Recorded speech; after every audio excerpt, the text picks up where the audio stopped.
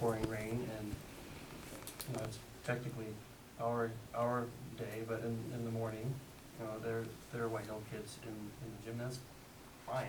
Our school hasn't started, and for that to be allowed and that flexibility is, we can work on it, so, we can work through things in a collegial manner. Okay. Okay, so I see people with their hands up out there, and I just wanna know if they're clarifying questions that we didn't quite get to your answer. It's 10 o'clock. Yeah, yeah. I think So keep your comment to like 15 seconds, just to clarify what we didn't answer, okay? Just wondering, as a matter of procedure, are we allowed to ask follow-up questions to comments we made during open comment on this particular agenda item? Or can we come back and ask clarifying questions? By email or after Yeah. the meeting. Yeah, Which I think right. just happened with respect to outdoor space, et cetera. Those were clarifying questions that were brought up well after the initial comments, so some consistency would be appreciated. Thank you for pointing that out. Thank you. 15 seconds. You said at the beginning of the meeting that if you don't answer the question to state the fact that you did not answer my question. I gave 5 points, and if you would agree to those 5 points, I could make the meeting. And this is exactly what you do as a board every time. You answer a question in a spin, don't answer the question, and say you answered the question. And that, using your words that you just said, work together, talk about the solutions for the students. So my question was not answered. And to Ms. Brenner, I did not, you posted on Twitter that Matt Brassler said you could get Red Hill. You can get Red Hill if those 5 things are things. So I think you should clarify that.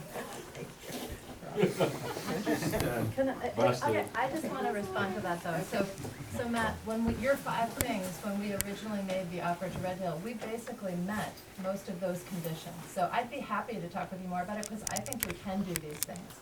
The lease that they were requiring had some poison pills in it that made it totally unappealing. Like, so that we were willing to pay, it might not be officially market rent, but we were offering more than twice as much as what the normal rent would be under Prop 39, which I think goes pretty close to your pay market rent one, except as is, we were.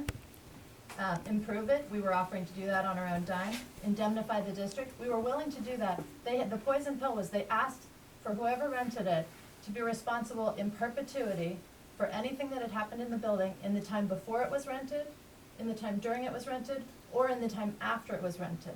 Sure. So for the life of the whole building, if you just rent the building for a few years, you're permanently responsible for anything that ever happened, regardless of whether you were in the building at the time or not. That was a poison pill that was financially impossible for us to accept, and in fact, the other school that was part of the bidding process dropped out when they realized that the district wasn't gonna budge on that.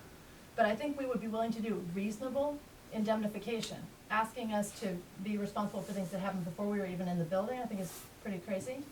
But if they're willing to have a reasonable conversation about can we indemnify while we're in the building, we're responsible, absolutely.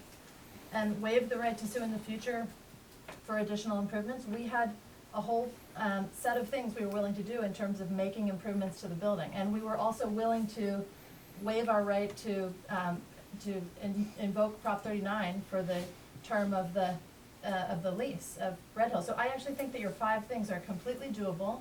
There were positions that we were already inclined towards when we made the original offer, and I would be happy to reopen the conversation with you. What's interesting is the district did not want to engage with us on those things. So I just want to be really clear. Those are reasonable terms. We are generally, I mean, I can't make the agreement for the entire board, but that is things that we have already offered and will continue to offer. The district just does not, in my opinion, the district doesn't want us to survive and have a building, and so they don't want to give us the empty building at Red Hill. They don't want to rent it to us. My offer to you publicly, if you agree to those 5 things, I'll call the board. I'll call the board. We heard you and we appreciate your offer, and it's Starting to gonna get off take track. sitting at a table with people. I think we should. I just want you to know, like, it's not that You're we're trying to deny I think you're it. the only one out there that listens to me, so I appreciate it. I'll tell you, I don't think Rick Bagley will engage with you. That's the problem. Give But me I'd be some. happy to have I'm you really go to fucking us. awesome. Okay. I'll get shit Really done. briefly, really briefly. Naturally is awesome. No, regarding the rental calculation for available space, has the computer company that's also housed there moved out?